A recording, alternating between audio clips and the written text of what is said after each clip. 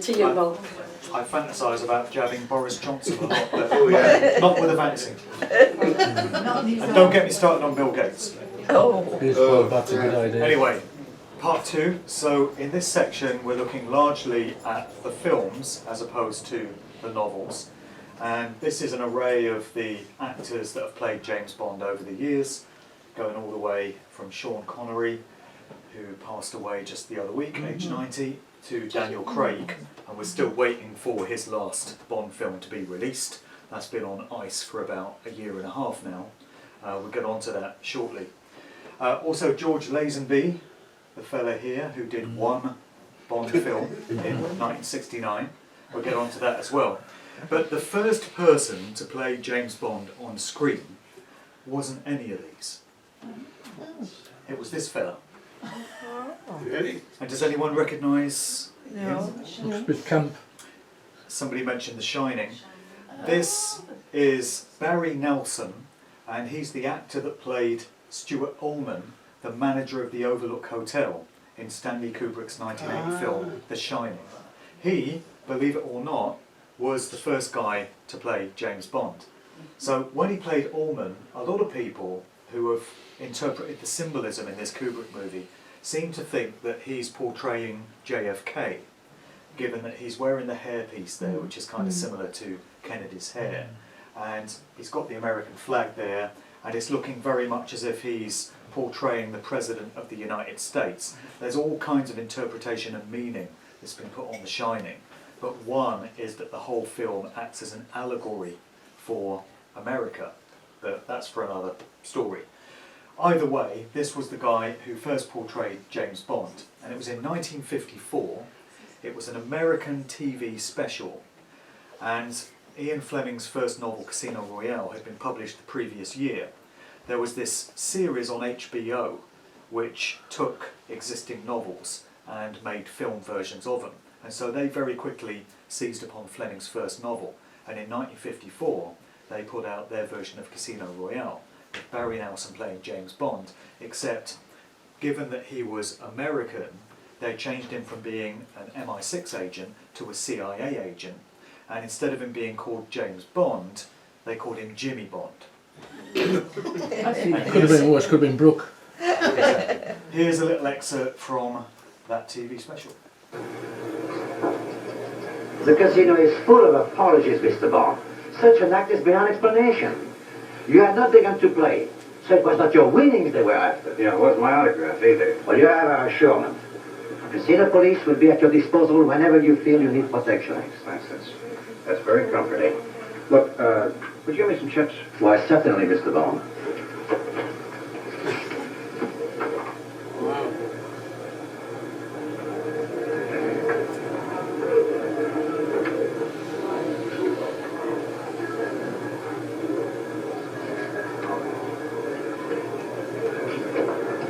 Seven at the bank, and 3. The bank is $500,000 francs. $500,000? I beg your pardon, but how much is that? Well, that's about $1,500. That's 500 pounds, your British money. Banco Sweetie. You know, this game fascinates me, but I just can't get the hang of it. Well, it's like any game. You win and you lose. No card. No, fine. Then, when it came to the first Bond villain on screen, the aforementioned Le Chiffre was played by Peter Lorre, who'd been seen in many films up to that point. So here's another excerpt from that Casino Royale TV special featuring Bond and Le Chiffre. You think so, huh? I'm no hero. I don't like pain. But I can tell you one thing right now. You won't get anything out of me. Pain and killing's part of my job. And of mine too, Mr. Bond. And I'll bet you'll love it. How did you find out, huh? Oh, you're an obstinate man, Mr. Bond. But I think you've had enough, huh? Where's that money? What's the difference? It's a check. The police will trick. God, that's So- dreadful. Yeah. So that TV special aside, James Bond on screen got going properly in 1962 with the first film, Dr. No. So The film series was produced by, over on the right there, Harry Saltzman, and on the left, Albert R. Broccoli.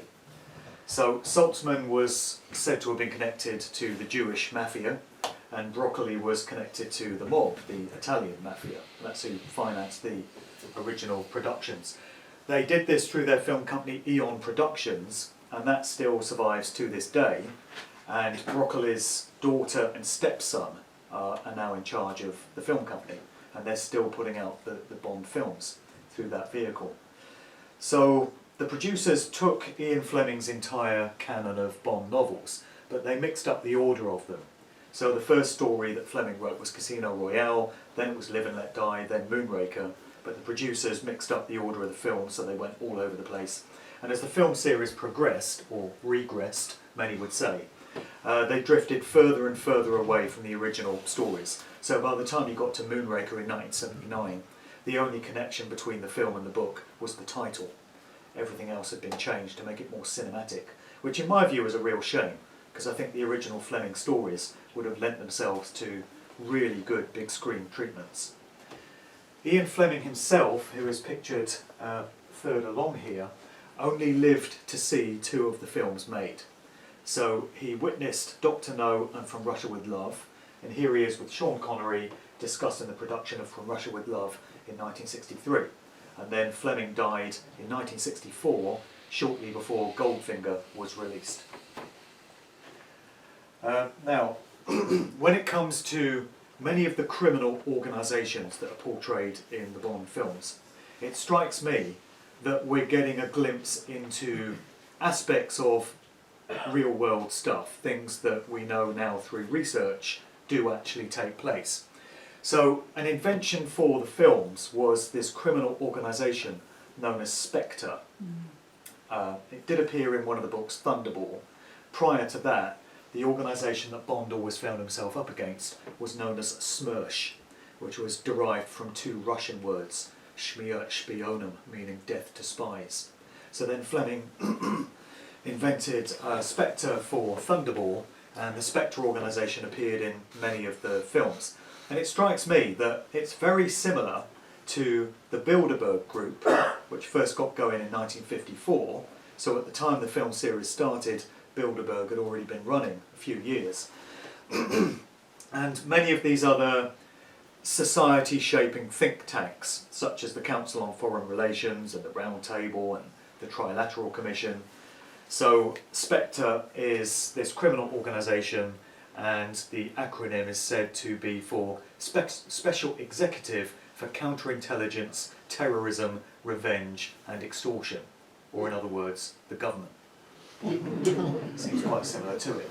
And the head of Spectre was always Bond's arch nemesis, Ernst Stavro Blofeld, who, like Felix Leiter, has been played by many different actors through the years. Here's a compendium of them, and his striking motif is that he's always seen stroking a white cat.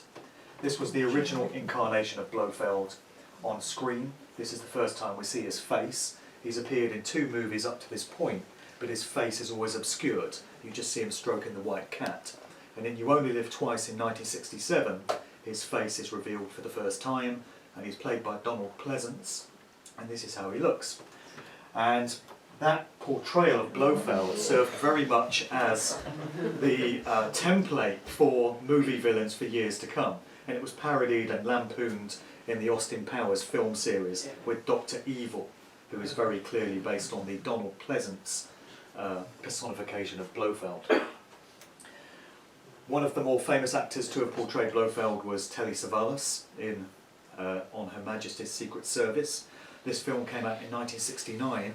It was the only film in which George Lazenby portrayed James Bond. Very, very forgettable actor, but the thing about him was that he wasn't actually an actor at all. So, after You Only Live Twice had been released, Sean Connery, who had played Bond up to that point, announced that he wanted out from the series, and the producers had to find somebody else very quickly to play the role of Bond for the next film they had lined up. And so they put an ad in various trade papers, and they held auditions. And George Lazenby, up to that point, He was an Australian guy, and he'd had no acting experience whatsoever, but he thought he would have a go at blagging it. So he turned up for the auditions, and he created this sort of phony CV saying he's done this acting work and that acting work, and he didn't expect it to be taken at his word. You know, he thought the gig would be up and they'd kick him out. And to his astonishment, they said, well, that all sounds fine, you've got the job. And then he started to panic, thinking, Jesus, I'm going to be in a James Bond film and I've never acted before. So if he looks a little wooden and stilted in the film, that's why. He wasn't an actor. And he only lasted the one film, but I think it was actually a pretty good film. The film itself was a very good story. It's one of the better books. And they put Telly Savalas in because he was a very well-known actor. And Diana Rigg, who also passed away just recently, was the Bond girl in that movie. So they gave you two very well-known actors to prop up the fact that nobody knew who George Lazenby was. But it was a pretty good film. And then in the next movie, Diamonds Are Forever, Blofeld is portrayed by Charles Gray, who we met earlier. He portrayed the Crowley figure in The Devil Rides Out a few years before. We find out some very interesting things from looking at the plot lines to many of these James Bond films, particularly those of us that have researched what you might term alternative / truth / conspiracy type subjects. So in this particular story, you've got Blofeld creating doubles of himself because he wants to throw his enemies off track, and he's being hunted by the intelligence services of the world. So he thinks if he has doubles of himself popping up here and there, he's going to throw the enemy off track, and it's not going to be known which is the real Blofeld and which is a double. So this very much ties into a lot of the talk we're getting now about many famous people who apparently, according to the narrative, were taken out some time ago, and when we see them on TV now, we're looking at doubles. Some people claim clones, some people claim it's CGI image fakery. We're hearing that about Hillary Clinton, I'm hearing it about Bill Gates, I'm hearing it about Boris Johnson. You know, how much truth there is to these rumours, who can possibly say? It seems to me that it has to be open to speculation until some verifiable evidence comes along one way or the other. But it's very interesting to me that 50 years ago, in the narrative to this movie, you've got this villain creating doubles of himself to throw everyone off track. Another thing that he perfects in this film is a voice masking technology. So Blofeld takes over the empire of a character known as Willard White, and he is based very much on Howard Hughes. You've got the WW, the HH, the notorious and reclusive aviator and millionaire who was very much in the public eye in 1971 when this came out. So Blofeld takes over Willard White's empire, bases himself in the penthouse of this big hotel out in Las Vegas, and he passes himself off as Willard White. He's kidnapped and captured the real Willard White. And he's got this technology plugged into his phone where when he speaks there's a voice box which scrambles and distorts his voice, and the person at the other end of the phone hears Willard White's voice with his American accent rather than Charles Gray's own natural voice. So we've got an insight there into technology which we're still hearing about today. 50 years ago it was getting encoded into the narrative of these films. Going back to the literary Bond site and Fleming's original description of what Blofeld looks like, based on the way he described him, this is how an artist has interpreted Blofeld in the first story in which he appears, which was Thunderball in 1961. Blofeld, at the end of that story, goes into hiding because he's wanted by the security services of the world, and he next pops up in On Her Majesty's Secret Service, having changed his appearance. So he's undergone plastic surgery and radical appearance modification, RAM, which is a term out of the Intel services. Also the title of a Paul McCartney album, interestingly. And then in the next story, You Only Live Twice, Blofeld has become insane and he's holed himself up in this castle in Japan. And he's sort of sporting suits of armour and samurai swords and all this kind of thing. And Bond is sent out to Japan to finally dispatch him. And then in the novel version of You Only Live Twice, Bond succeeds in killing Blofeld. But in the film series, Blofeld has never been killed. He survives at the end of each film. He's been most recently portrayed by Christoph Waltz in the the last Daniel Craig film, and he's due to pop up in the next one, No Time to Die, as well, if it ever gets released. In On Her Majesty's Secret Service, the plotline revolves around heraldry and ancestry and family bloodlines, which is also very interesting. So you have Bond looking into his own ancestry, and you have Blofeld having applied to the College of Arms in London because he wants to do some delving into his own ancestral past. And that's the way that Bond is able to infiltrate his hideout up in the Swiss Alps, by posing as a representative from the College of Arms, because Blofeld is trying to prove that he's the rightful heir to the title Comte de Blofeld. And these are two coats of arms which were described in the books and were later drawn up for the films. First of all, Bond's coat of arms, which bears the slogan, which translates from the Latin, "The world is not enough," which was the title of one of the Pierce Brosnan Bond movies. And then you've got Blofeld's coat of arms over here. So again, it's very interesting for me, as a researcher that goes into family bloodlines of famous people, that this subject crops up in the James Bond stories. They look like toilet seats and nothing, you know. They do, this is true. So this is On Her Majesty's, George Lazenby with his first film. Very young Joanna Lumley down here, incidentally. Her first role was as a very minor Bond girl. Now the interesting thing about the plotline to this movie is you've got Blofeld again. He's always up to these dastardly schemes, and in this one he's got all these beautiful girls from all over the world, and they're at this clinic in the Swiss Alps, and the cover story is that they're there to be cured of these allergies that they suffer from. But the truth of the matter is that they're all being mind control programmed as assassins, because Blofeld has hatched this plan to unleash a biological weapon. Sounds similar, sounds familiar from somewhere. A biological weapon to hold the world's superpowers to ransom. And he's using these girls who are in a mind-controlled state to go back to their respective countries and to release this biological agent to wreak havoc everywhere. And Bond, in the process of seducing a couple of these girls late at night in the clinic, comes to discover the plan when he hears Blofeld using NLP, neuro-linguistic programming, and hypnosis to plant these ideas in the minds of the girls. So I've got a bit of footage of that next. Again, unfortunately, the footage is out of sync with the audio, but you'll still get the gist of what's going on.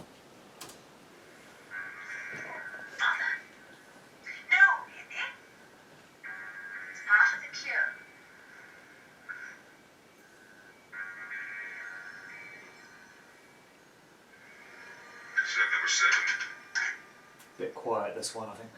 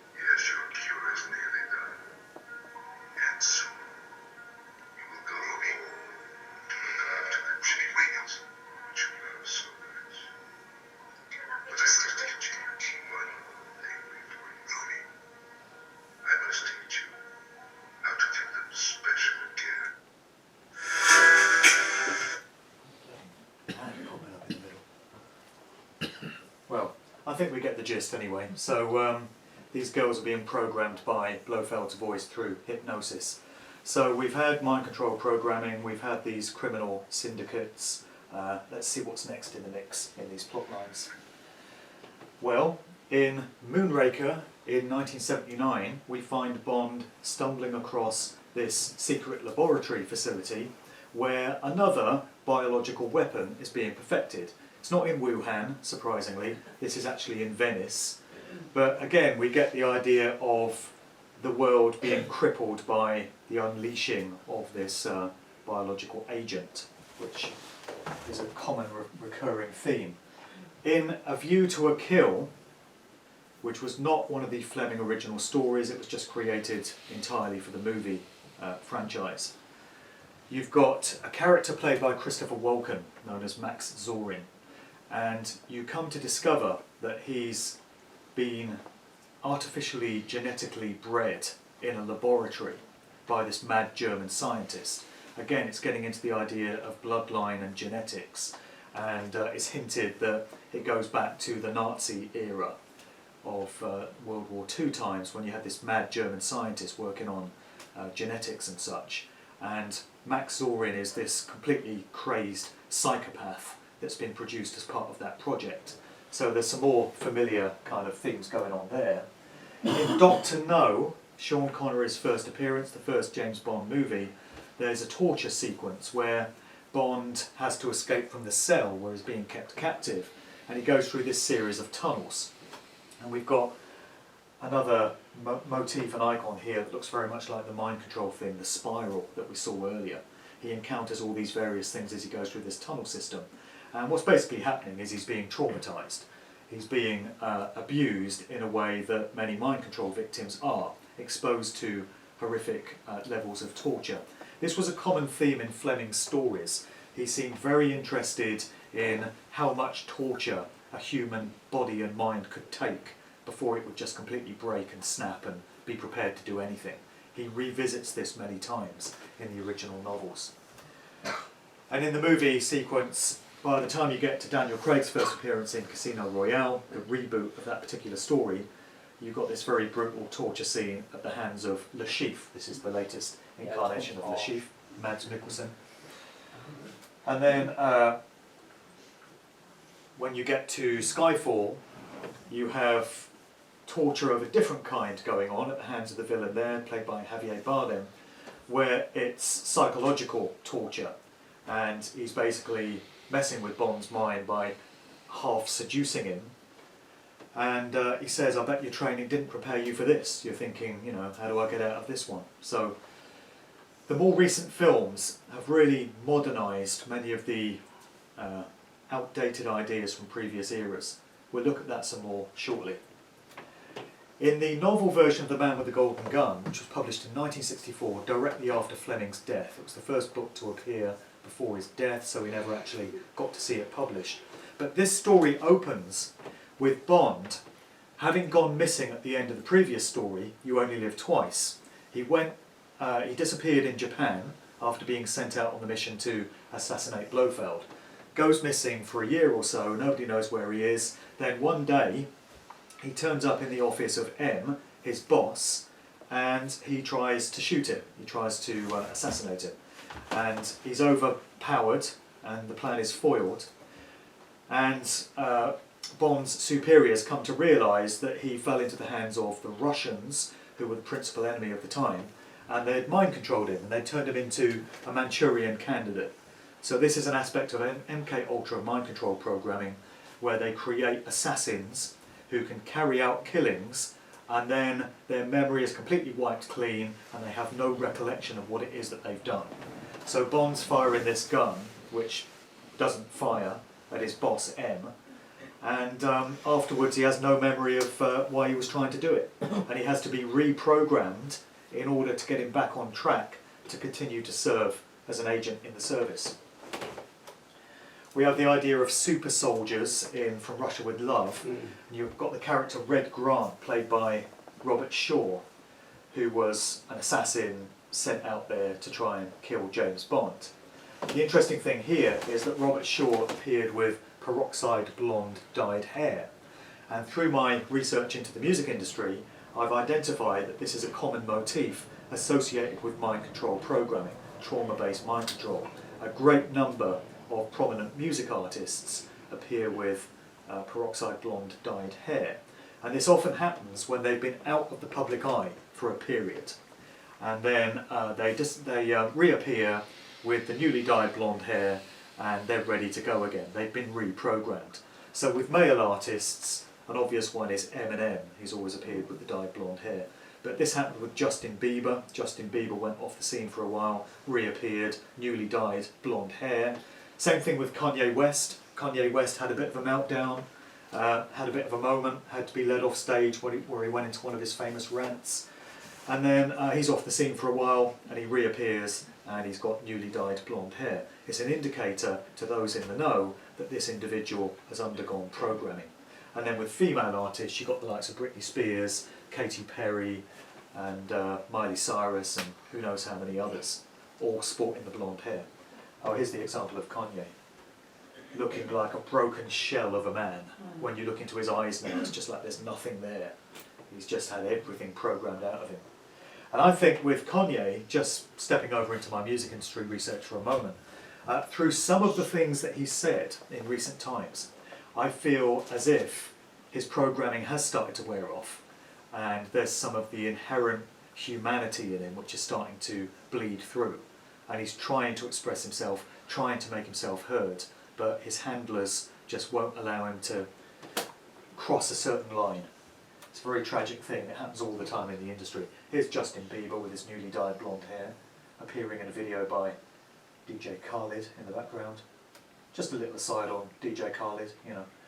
Wears beard to show his allegiance to the Muslim faith, produces songs about partying, alcohol, bitches and materialism. Just the way it goes in the industry. There's Eminem. And there's Max Zorin, the character played by Christopher Walken, appearing as this absolute psychopath in A View to a Kill. And he's got the blonde hair. Go figure. When it comes to revelations in Bond movies of real world stuff or otherwise, you'll be hard pressed to find a more bizarre example than the one that cropped up in Diamonds Are Forever in 1971, where Bond is being chased by villains. He's infiltrated this deep underground military base. Heard of those around anywhere before? So he's out in the Nevada desert, trailing this villain. Where's Area 51 again? It's in Nevada, isn't it? In the desert. And he enters this underground facility where there's all kinds of experiments going on, all kinds of weird scientific stuff. And he stumbles across a fake Apollo moon landing film site where they've rigged up these astronauts, apparently walking across the lunar surface. And bear in mind that this film was released in 1971 when the Apollo moon landing program, was still in effect. So the vast overwhelming majority of people would have completely accepted that it's a valid and real thing. The missions were still occurring at that time.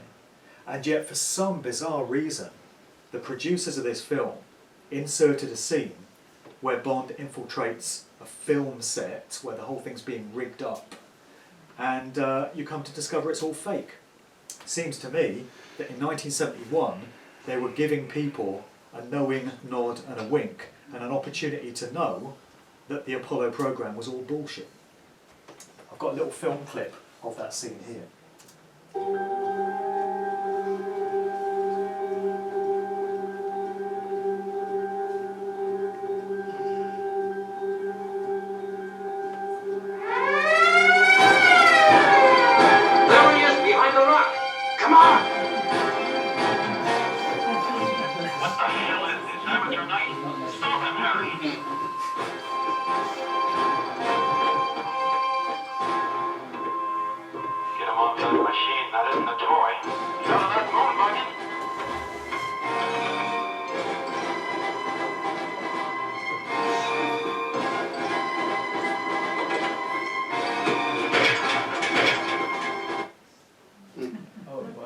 I definitely think people were being given a clue back then in 1971, and it's only now 50 years later that it makes so much sense to so many people what was really going on there.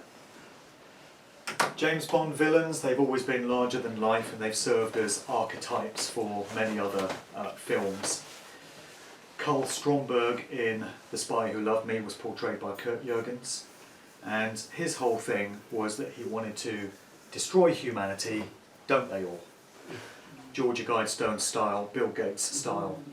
And he wanted to just save a small faction of mankind, and he had this crazy vision of creating a world under the ocean where they would live and they would procreate their genes and they would become the master race with everyone else having been wiped out. Note the hand signal.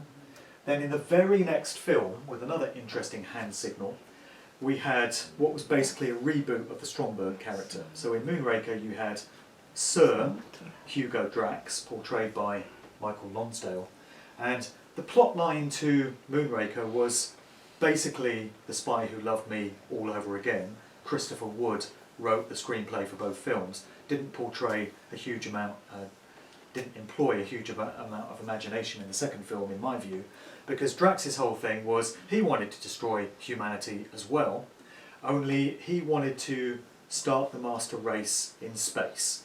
So he had this giant space program, and he wanted to send just a small select representation of mankind up into space and start this new civilization up there and wipe everyone else out by way of a biological weapon.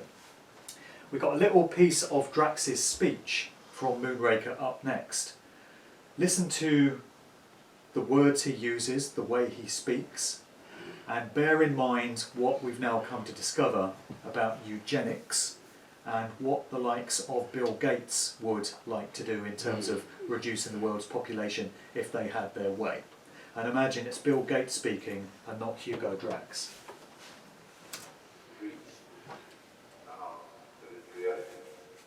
Here, in the untainted cradle of the heavens, will be created a new super race, a race of perfect physical specimens. You have been selected as its progenitors. Like gods, your offspring will return to Earth and shape it in their image. You have all served in other capacities in my terrestrial empire. Your seed, like yourselves, will pay deference to the ultimate dynasty which I alone have created. From their first day on Earth, they will be able to look up and know that there is law and order in the heavens. Klaus Schwab. New World Order, perhaps. Klaus Schwab, exactly. There'd be a job for Hugo Drax in the WEF, I reckon. Then, fast forwarding to the Pierce Brosnan era of movies, in Tomorrow Never Dies, we have the villain portrayed by Jonathan Pryce, Elliot Carver, and he's a media magnate, and he seems to have been modelled on the likes of Robert Maxwell and Rupert Murdoch. He owns newspapers and TV stations and satellites and such. And his whole thing is he doesn't wait for things to happen so that he can document them, he causes them to happen. So he actually creates the news and then he reports on it through his empire of media outlets. Fake news, in other words. So again, a phrase and a concept that sounds very familiar to us now, but wasn't so familiar back in '97 when that was released. The world of the occult and mystery school teachings, ancient religions and such is a theme that hasn't really cropped up that much in James Bond stories, but it did in Live and Let Die, in both the original novel and the film treatment of it. So you've got the main villain there, Mr. Big, Dr. Kananga, as he is in the movie, and his kept woman is Solitaire, portrayed by Jane Seymour, and she's a psychic, a mystic, and she reads the tarot cards. So mainstream audiences there were getting a glimpse into those whole ideas, which don't often make it into the mainstream. And further on in the movie, a big part of the narrative is based in the voodoo tradition of black magic, sorcery, coming largely out of Haiti. And you've got this island in the film called San Monique in the Caribbean, which is a kind of veiled reference to Haiti. And so the villain is running a drugs smuggling operation, and he does a lot of it under the cover of these voodoo ceremonies to keep the locals away from what's going on, because they're very superstitious and they're very afraid of these voodoo traditions. So, on the one hand, the audience is left thinking that there's nothing to all this occult stuff, it's just used as a smokescreen, it's used as a diversion. You've got this character Baron Samedi, portrayed by Geoffrey Holder, and he's supposed to be this voodoo prince of legend, of folklore. He's supposed to be the god of the dead, the guardian of the dead, he's supposed to be a spirit. So the film audience is left thinking, oh, well, he's just one of the villain's stooges that's there to throw people off the scent. But then you get a very interesting thing at the end of the film, right when the adventure is wrapping up. At the very end of the movie, you get a glimpse on the end of the train on which Bond and Solitaire are travelling, and you see Baron Samedi, and he's supposed to have died earlier in the film, so you're supposed to have witnessed him being killed in the voodoo ceremony, and right at the end of the film he crops up on the end of the train. So the audience is left wondering, did he ever really die? Is he just a spirit? Is he not human after all? Here's how it looks at the end of the film.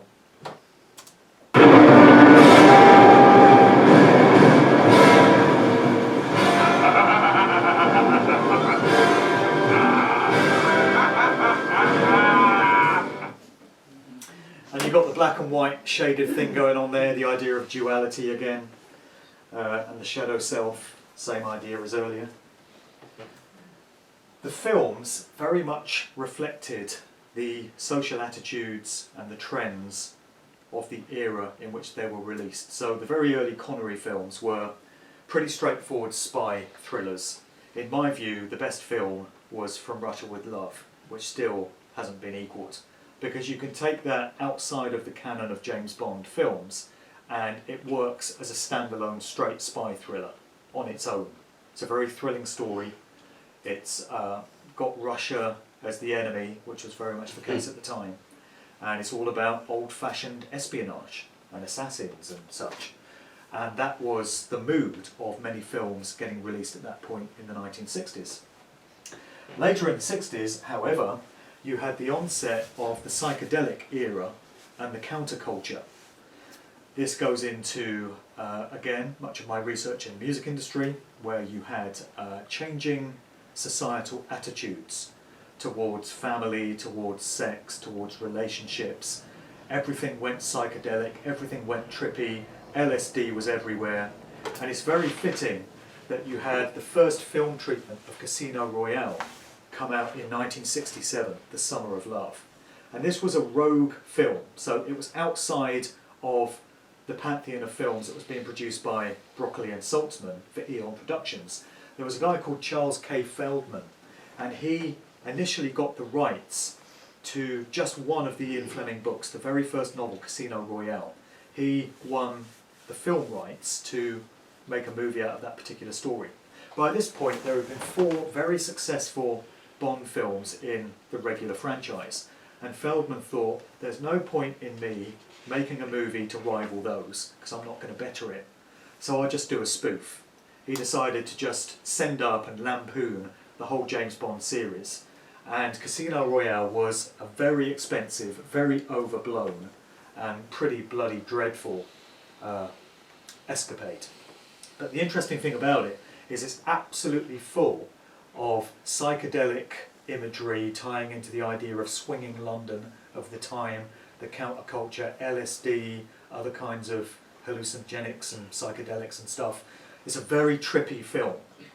And again, it's summing up the social attitudes of the time, because in 1967 everything had started to change, and that film reflected that. And then in the more recent era, when we get into the Daniel Craig films, with Roger Moore and Pierce Brosnan, they portrayed Bond very much for laughs. It was quips, it was double one-liners, double entendres, you know, a nod and a wink and sly humour here and there.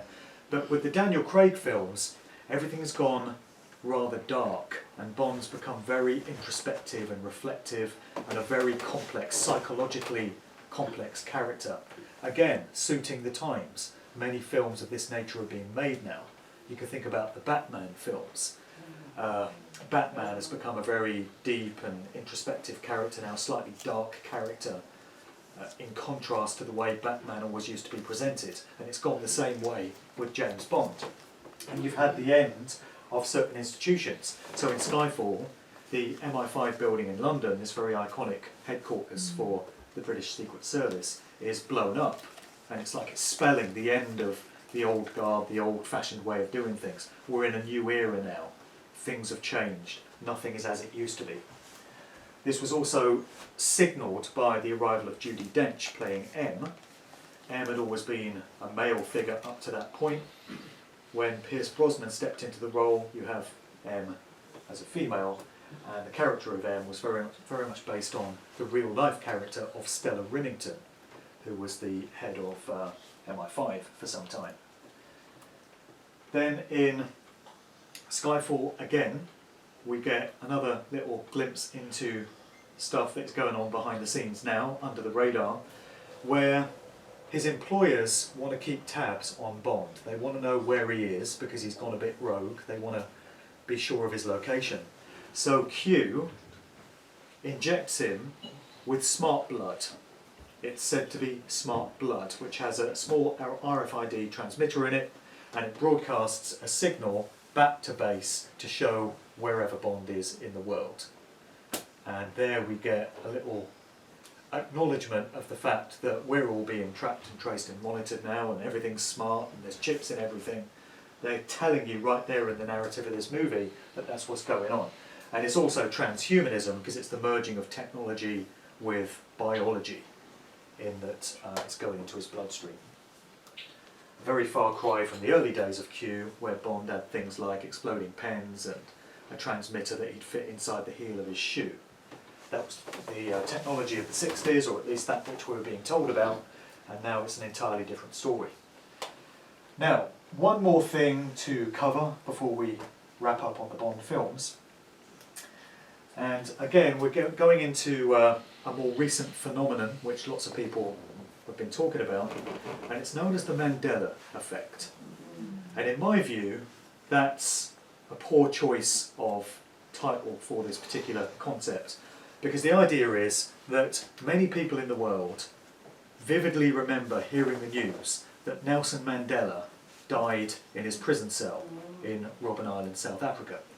Now, I vividly remember him being released in 1990, and there was a big concert that year in Wembley Stadium where a whole load of rock musicians played a benefit gig for Nelson Mandela before he went on to become President of South Africa.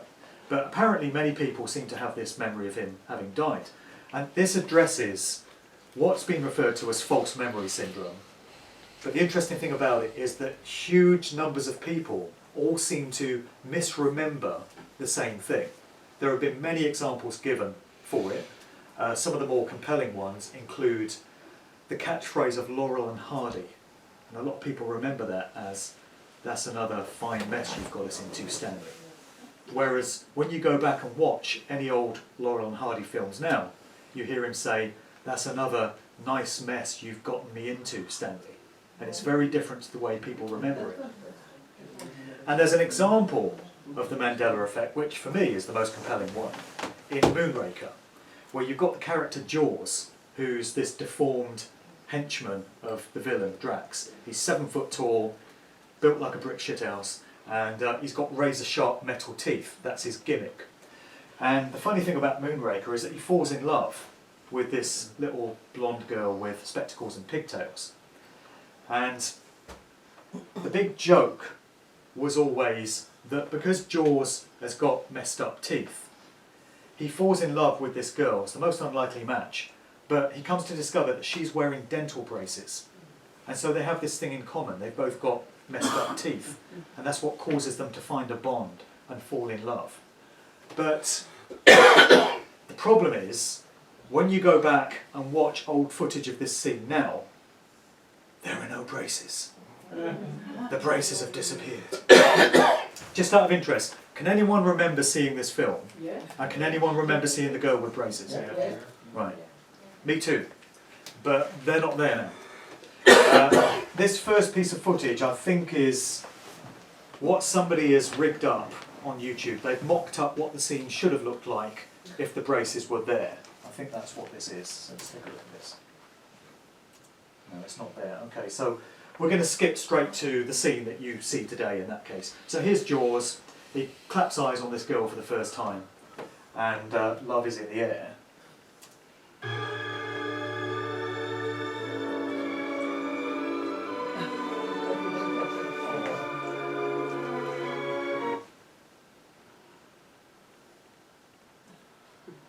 So she goes to smile, and she's got perfect teeth, with no braces. There's the still. So I was so convinced that she originally had braces that I started to think they must have been digitally manipulating the copies of this, because you get it on YouTube, you get a DVD of it, no braces. And I thought, I'll bloody prove this. I'm going to get myself an old VHS video cassette from before the days of digitisation, and then I'll prove that she had braces. So I found an old VHS video cassette of Moonraker on eBay, sent off for it, shoved it in the video player, still no braces.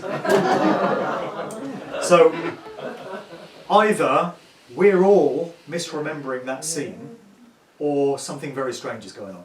Because the scene makes no sense without the braces, right? Why would they fall in love? Exactly. Where's the big joke if she's got perfect teeth? The big joke is they've both got messed up teeth, but it's not there anymore. So I've got no explanation for that. People have looked into it, and here are some notes from a James Bond fan site where they list all the characters in Moonraker, and they talk about the characteristics of them. And on this site, it talks of Dolly, that's her name, being a short blonde girl with pigtails, glasses, and braces. But the waters get muddied when it comes to this Facebook conversation with Blanche Ravillec, who was the actress who portrayed Dolly. She's still alive, somebody tracked her down, she's French, so this conversation is taking place in French.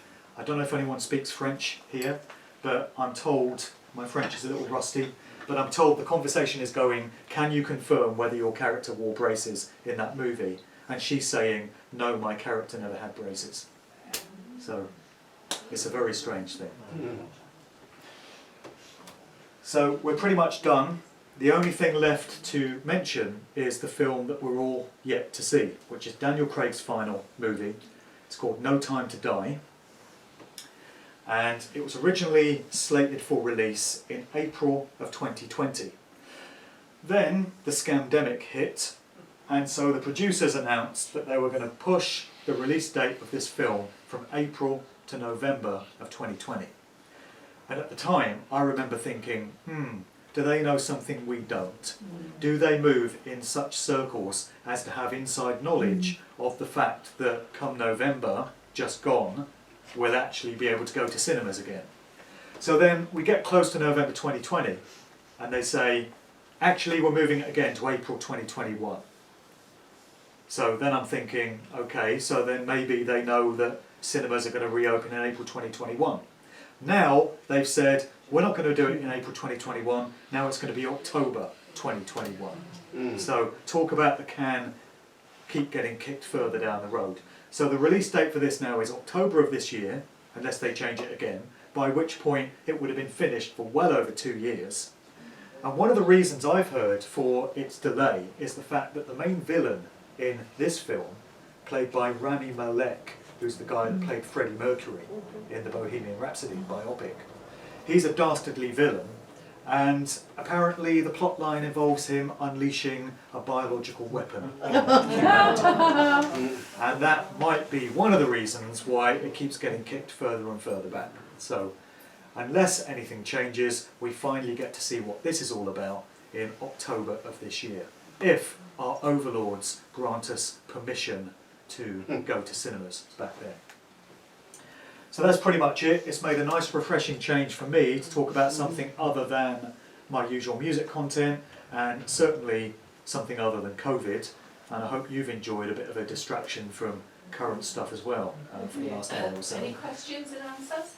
Can we do that There's more? questions at the back there, Questions? Yes. on the end there. Just going to ask the obvious one. Who's your favourite Bond actor out of them? Who's your favourite? Oh, a young Sean Connery. A young For me. Sean Yeah, Connery.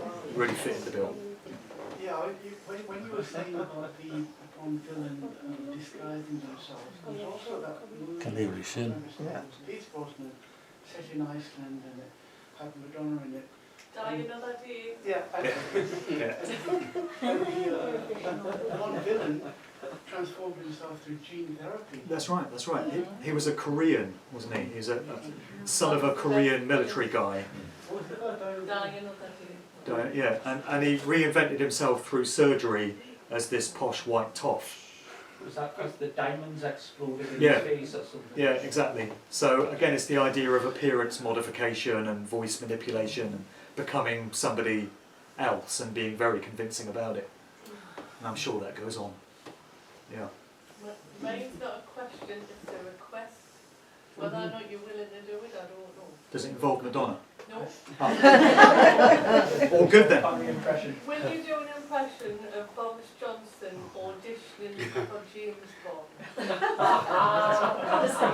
You can say no if you don't want to. Well, I'd just like to say, just three things I'd like you to remember. Three watchwords. Fraud, treason, and genocide. I'll see you on the gallows. Hancock to the left of me and Whitty to the right. Yeah, Bill, you had a question. Yeah, it was. I've been thinking about the old Bond films for a while. I think it was after meeting Alex Thompson from UK Column, and you know the amazing talks that he gives, where he's so eloquent, and I mean he'd make a good villain himself, I think, I'm sure. Yeah. But that thing where how he used to work at GCHQ, and he really understood about MI5, MI6, and then UK Column keep updating the chart of the various services, and it's getting more and more complex. It's bringing in the army, it's bringing in, you know, things like Brigade 77, and there's a new one that they've just added to the chart this last couple of weeks, and it's just like, oh my God, this thing is about, what I'm on about is about the extent of the intelligence services now. It's just, Yeah. it's truly terrifying that we should invent such things to look at each other and manipulate each other. And It's a bit of an oxymoron, really. Military intelligence. yeah. Yeah. But I don't know if you've seen that chart lately, I but haven't, it's no. terrifying. Yeah. Because why on earth would we want to? Yeah. It just shows you how sick the powers that shouldn't be are, really. If we allow them to continue. Yeah. And Precisely. Klaus Schwab, doesn't he? Doesn't Klaus Schwab strike you as a James Bond villain? Yeah, it's a complete. Just imagine it. Yeah. So, we meet again, Mr. Bond. Yeah. He sounds just like that. But his book sounds like he sounds as well. It's weird.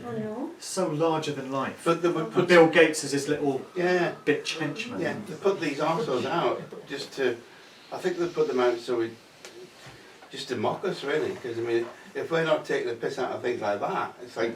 Well, they do mock us. That's Yeah. what was happening with that Yeah. moon scene in Diamonds Sure. Are Forever. It was Yeah. mockery back then, because Mm. who in 1971 was going to go, hey, they're telling us it's all fake. Mm. Nobody was thinking that way back then, so they were mocking people. Mm. I saw Paula's Dead thing in there as well, with Blofeld, is it? The guy, did you notice he had like Beatles and Shea Stadium type jacket on him? Yeah. Yeah. That was always Blofeld's Yeah. dress. He always had Yeah. that distinctive style of jacket on. Yeah. And it's very Beatles-esque now you mention it. Yeah. That was just what I was going to say, the drawing of Blofeld where he's got this kind of, one of the black and white drawings he had on, where you said he had went to the dark side, even darker, a bit unhinged, and he's wearing this sort of crossover thing, and Schwab had one on. It was sewn with the exact same panels. Yeah. I saw it on a clip on YouTube. Yeah. It was quite shocking that to see. He actually thinks he's him. Schwab really is like a James Bond villain, yeah. Yeah, but he's so obviously like that they present him straight away like that. He's always kind of looked like that. It's just weird, these puppets that they put out there. Yeah. It's very strange. I just wondered, did Ian Fleming have any links to paedophilia, because a lot of like the bloodlines and that, you know, not everybody in these families, but a lot of them have links to Satanism and paedophilia. I've never come across anything about Fleming that connects him into that. No. Yeah, I've never come across anything like that, but I just wondered, with him being from such an aristocratic bloodline. And Yeah, never have. I've heard a few dodgy things about Roald Dahl, but not Ian Fleming. Very much so, yeah. Yeah. Right, any more or are we done? On a lighter note, we had that identical. Sorry. In the Bond films, loads of films in the Bond films, as you know. But one thing that's sorry. Ladies first. Well, you started, so you might as well Okay, sorry. finish. Magnus and Star. But I believe it was GoldenEye or Golden Eye of the Illuminati, whatever you want to call it. The character played by Sean Bean, yeah. Janus, the Roman deity Janus, the two-faced god of the Roman Empire, was actually the arch rival of Bond, having once formerly been his ally, his friend, colleague or friend. 006 and 007, you could almost equate the numbers 6 as being the satanic number and 7 being the man in his perfected self. Yeah. It's a interesting good observation. slant Yeah. on that, Yeah, sure. You wanted to make a I comment? was just going to say, on a lighter note, we had an identical white cat, like the one on the James Bond. Absolute image. Absolute image. He was Keep an eye on you then. oh, he was incredible. No, Very aloof. It's Keith you want to keep an eye on. He's Very, dead. very aloof cat he was. Yeah, good stuff. Sorry, folks. Yeah, I was just going to ask, because I found it truly terrible at Spectre. Do you think the next one's going to be better than Spectre was? Because personally I thought Spectre was the worst James Bond film ever. Really? Turned out. I didn't think Spectre was so bad. I don't know, it's just so predictable, and the fact that this villain had like the strings pulled in all the other villains that he'd encountered. It feels like they're kind of making up the script as they go along with each new movie. But the thing about Blofeld was there was a legal case because Ian Fleming wrote a screenplay for Thunderball, which is the first story that Blofeld appears in with 2 other guys, Kevin McClory and Jack Whittingham. And there was a court case that went on for decades. And because these 2 other guys were claiming they owned the license to the Blofeld character, the producers of the movie couldn't use Blofeld. And finally, the case was settled after decades. And so that's why Blofeld reappeared in that movie for the first time in about 40 years, because they could start using the character again. So I think they decided, now that we can use Blofeld, let's make out that he's been the mastermind of all these other villains and he's been pulling their strings, because he's the master criminal of all. Right. That's why they portrayed him in that way. Okay, I just found it like very. I think there were worse films than that. I think Moonraker was preposterous. A View to a Kill was terrible. I don't think it's a bit unrelated. I just wondered if you believed that Christopher Walken killed Natalie Wood. Oh, I haven't heard that one. It was on the boat with What's his name? Oh, yeah. Well, I know they were questioning Robert Wagner about that. I didn't know Walken was there. There's an interesting visual where he skirts the question. He's really uncomfortable about it. Okay, I'll have to look into that. I just wanted to disagree with Richard here, say that the Spectre films were very sort of revealing of what's happening today. The whole Spectre organisation is very much the New World Order, common purpose. This 5th column. I think Spectre is Council on Foreign Relations, Trilateral Commission, World Economic Forum. It's all of these rolled into one. And you know, Blofeld is like Klaus Schwab, isn't he? Really. Okay, folks. Go on and win. One more. I just wanted to know, is it possible, because I was watching it and when Crowley, that man that you had on the picture of him? Alexa Crowley. Crowley, yeah. Just to mention, I've got copies of my books which run related to this, but if anyone is interested, I've got some copies over there. And I'm writing my next one at the moment, Musical Truth Volume 3, would you believe, which will be out at the end of the year. Well, it just remains for me to say a massive thank you to Mark for coming all the way up here in the northeast, because he's a wonderful friend of ours, truth seekers. Thanks, man. Love it up here. And No I'm clapping, no sure, yeah. I'm sure you'd like to clap for him in a good way, because he's done a wonderful talk today. So I really enjoyed that, because I'm a big fan of Bond, and it's kind of like. Oh, did you know a lot of that? I did, but it's there's stuff I didn't know. So that's, you know, and there's things I want to look I was into. amazed to discover that Bond was first portrayed by the guy that played the manager in The Shining. That was just insane. I can't recognise the actor, but I didn't know that. Like, I did, you know, but can I just say, I don't want to go too much into this, but do you think that was a gift to the British government, that the whole Bond thing, or do you think it's just become something that they used them and they found it was a tool that they could put the I think it propaganda? was a propaganda piece coming from Fleming, and I think the way Bond is portrayed as a hero. He's portrayed as this noble, valiant guy that's doing a great service to his country and to the people of the land, and it kind of covers up what secret agents are really all about, which is nothing heroic. It's killing and covering up all kinds of crimes, and it's romanticising, like Fleming said, it's romanticising the notion of a secret agent. So everyone thinks that all intelligence agents are like James Bond, whereas in fact they're very, very dark people. You know. Okay. That first American one was so quick off the ball, though, after it had been so soon after it had been written. I found that really the following strange. year. Yeah, very strange. Yeah. Sorry. Okay, I've just got a little pass gift it for over you. to Maureen. She's got something. We like to give gifts, you know that. Well, I know that. We like to do raffles, and Not another McCartney book, is it? it is another the Beatles book.